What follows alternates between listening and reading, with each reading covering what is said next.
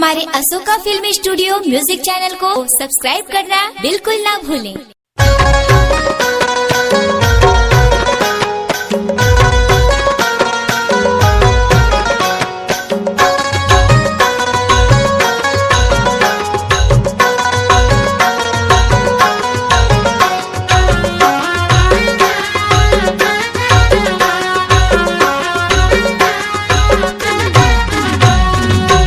पर्वत महल पहाड़ी महलों की निशानी, गौर राजा के महल बिगाड़े काहे तुर जिंदगानी।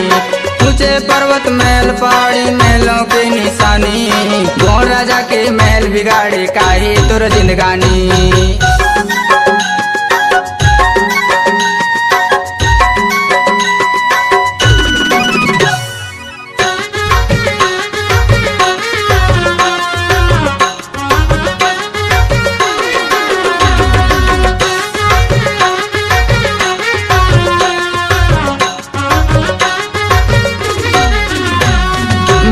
खाली चढ़े पहाड़ी चरंती अते खाई, ऊंचे महल पहाड़ी मैया जंगल झाड़ी झाड़ी।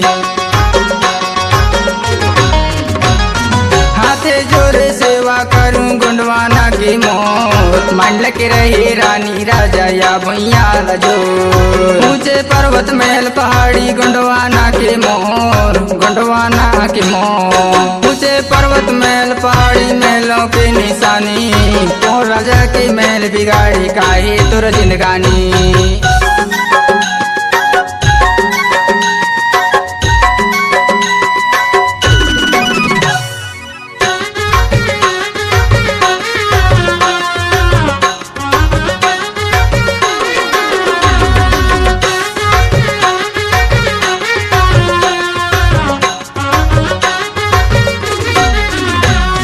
देवगढ़ देही महल नियारी लीला बड़ी अपार, ऊंचे पर्वत महल पहाड़ी महलों के निशान।